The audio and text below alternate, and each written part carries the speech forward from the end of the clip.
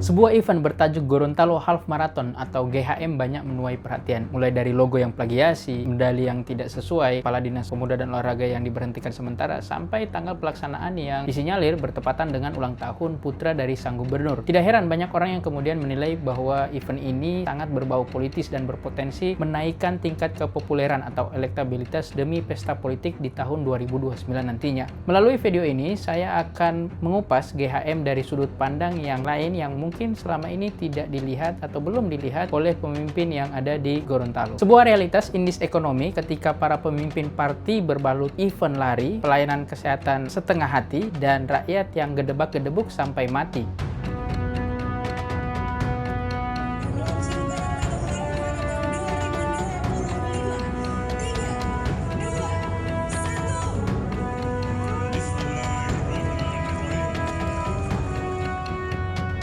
Sebelumnya, saya ingin mengucapkan selamat hari ulang tahun untuk Provinsi Gorontalo yang ke-25 tahun. Semoga daerah ini makin maju, pemimpinnya makin amanah, rakyatnya juga semakin sejahtera. Baik itu sejahtera secara kesehatan, pendidikan, ekonomi, sosial, dan lain sebagainya. Pokoknya HBD Gorontalo. Heo benahi daerah Gorontalo. Teman-teman, jika kita analogikan Provinsi Gorontalo adalah seorang manusia, maka di usia 25 tahun ini sudah hampir pasti mengalami yang namanya quarter life crisis atau krisis di usia seperempat abad. Krisis di usia ini biasanya berupa kekhawatiran yang berlebih, kemudian merasa bingung untuk masa depannya seperti apa, galau mengambil keputusan penting, kemudian juga ragu antara menjadi diri sendiri atau mengikuti standar orang lain. Di usia ini tekanan dari dalam diri dan juga dari lingkungan yang penuh ekspektasi sangat-sangatlah besar. Krisis benar-benar banyak dan menuntut untuk diselesaikan satu persatu secara lebih dewasa. Di Gorontalo, khususnya di sektor kesehatan, banyak quarter life crisis yang perlu diselesaikan dan idealnya ini bisa dicegah dan ditangani dengan baik. Sumber dayanya kita punya, fasilitasnya kita punya, niat serius dari para pemimpinnya kita juga punya. Tapi mungkin ada satu hal yang kita masih kurang, yaitu semangat kolaborasi atau semangat mohuyula dalam bahasa lokalnya.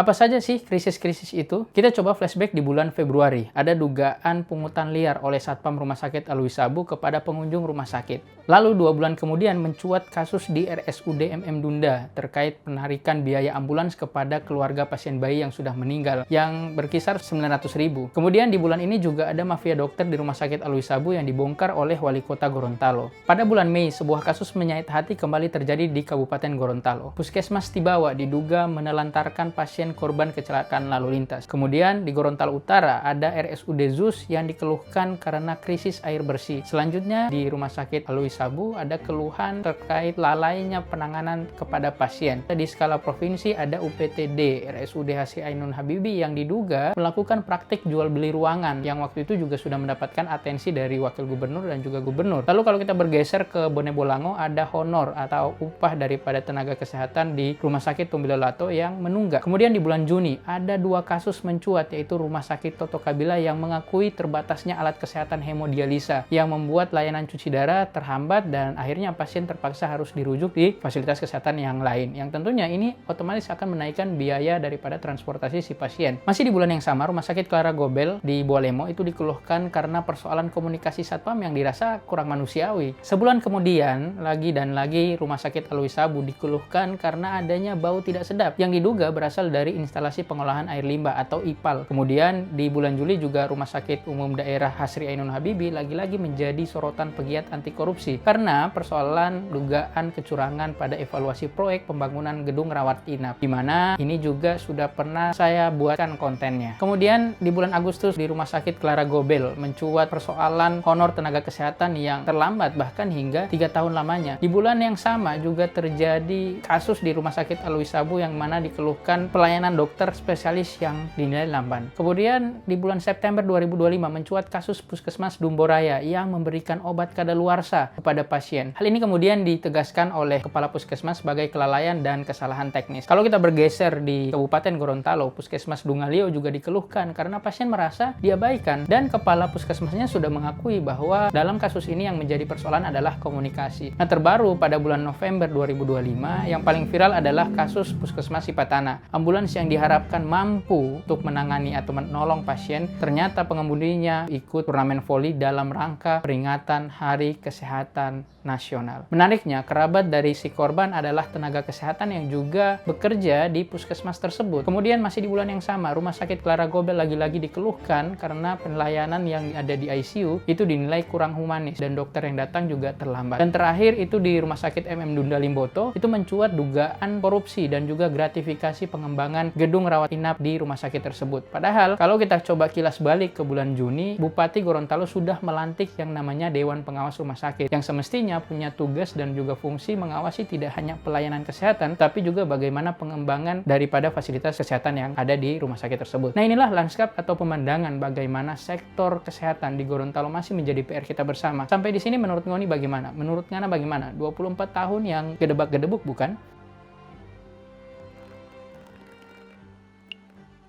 Teman-teman, total ada sekitar 19 kasus di sektor kesehatan yang menyita perhatian publik Gorontalo selama tahun 2025. Kalau kita bagi kasus-kasus itu ke dalam 4 kategori sederhana dan berdasarkan penilaian secara subjektif, lalu kita hitung besaran persentasenya, maka hitungannya kurang lebih seperti ini. Yang pertama itu ada kategori keluhan terhadap pungli. Ada 2 yang kalau kita persentasikan ada sekitar 10%. Yang kedua ada kategori keluhan terhadap sarana prasarana. Jumlahnya ada 5 yang kalau kita presentasikan itu kurang lebih 26%. Kemudian yang ketiga keluhan terhadap perilaku personil, itu ada 6 yang kalau kita presentasikan ada 31%, dan terakhir kategori keluhan manajemen itu ada 6 juga dan kalau kita presentasikan sama 31%. Nah, dari keempat kategori itu apabila keluhan terhadap perilaku personil dan keluhan terhadap manajemen kita jadikan satu, maka total ada sekitar 62% keluhan terhadap manajemen dan juga personil dari fasilitas kesehatan. Atau bahasa bayinya berarti 3 dari 5 kasus kesehatan yang viral di Gorontalo itu isinya keluhan terhadap orang-orang yang memberikan layanan publik di fasilitas pelayanan kesehatan.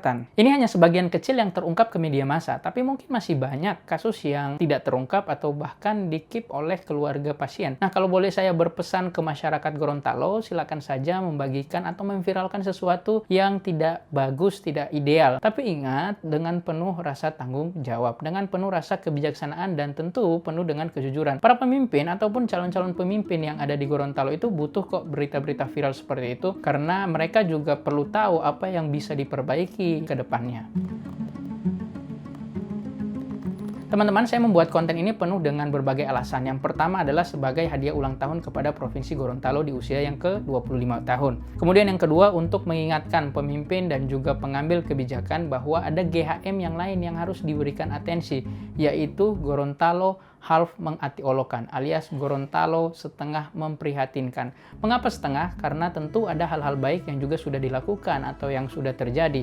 Meskipun tidak berarti bahwa kita menutup mata dengan hal lain yang menjadi hak dasar masyarakat yang belum ideal atau belum terpenuhi. Kemudian yang ketiga, alasan kenapa saya membuat konten ini adalah karena saya ingin memberikan solusi yang bisa dicoba untuk mencegah atau menekan faktor penyebab daripada krisis-krisis kesehatan yang terjadi. Nah, teman-teman, mari kita coba analisis kasus-kasus itu yang kalau kita bedah akar masalahnya krisis kesehatan yang terjadi di Gorontalo itu disebabkan antara lain yang pertama kurangnya kompetensi SDM, yang kedua adalah tata kelola manajemen yang buruk, kemudian yang ketiga adalah keterbatasan finansial, yang keempat adalah kesenjangan pendidikan, dan yang kelima adalah hal-hal yang sifatnya politis. Nah, mari kita menyelam lebih jauh. Jadi teman-teman, kompetensi itu tidak sekedar bagaimana tenaga kesehatan yang mengerti tata laksana terapi, obat, dan lain sebagainya, tetapi juga bagaimana kompetensi dalam hal pelayanan publik, bagaimana senyum, ramah, menyapa, berorientasi terhadap pasien, memudahkan urusan-urusan pasien, dan lain sebagainya.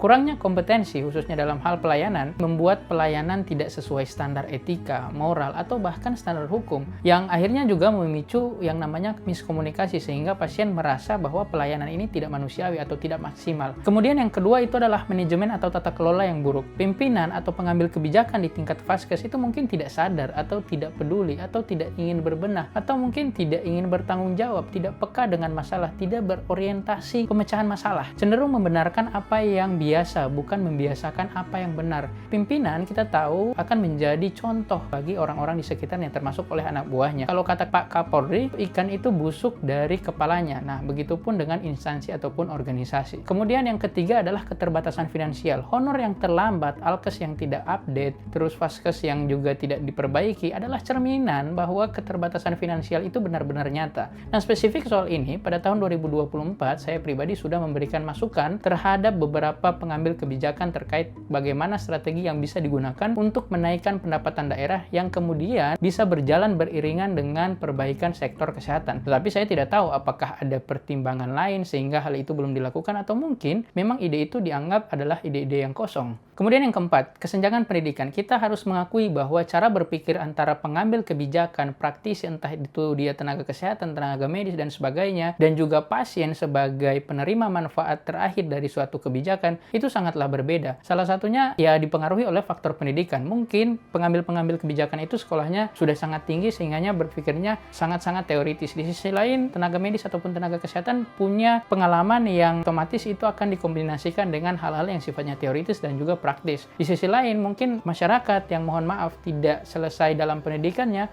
mungkin punya cara berpandangan yang berbeda. Nah, ini yang perlu kita optimasi atau kita perlu penyesuaian agar hal ini bisa berjalan harmonis. Dan saya punya tawaran program untuk hal itu. Kemudian yang terakhir adalah hal-hal yang sifatnya politis. Untuk melakukan suatu perbaikan, butuh hal yang sifatnya politis. Perbedaan warna partai atau bahkan sentimen pribadi itu seringkali juga menjadikan tensi tersendiri. Akhirnya yang menjadi korban adalah rakyat itu sendiri. Ya, contoh sederhananya perseteruan antara wali kota dan juga gubernur Gorontalo yang tidak ada habisnya. Mulai dari persoalan sampah, bank, jualan di trotoar, sampai rute event dari GHM itu sendiri yang masih memberikan masalah-masalah tertentu. Nah, di sisi lain, kadangkala terdapat hal-hal yang sifatnya itu terbentur dengan regulasi, tumpang tindih, atau karena ada pembatasan kewenangan di situ, atau bahkan justru tidak ada pijakan hukumnya atau payung hukumnya sama sekali. Nah, khusus untuk ini, sebenarnya di tahun 2024, saya pribadi sudah memberikan masukan terhadap rancangan peraturan daerah tentang kesehatan di Provinsi Gorontalo, untuk menyikapi bagaimana terbitnya Undang-Undang 17 tahun 2023 tentang kesehatan, dan juga menyikapi bagaimana Peraturan Menteri Kesehatan 28 tahun 2024 tentang peraturan pelaksana dari Undang-Undang 1723. Dengan maksud agar pelayanan kesehatan di tingkat daerah Gorontalo itu bisa maksimal. Tetapi lagi-lagi ada faktor X yang tidak bisa saya jabarkan di sini.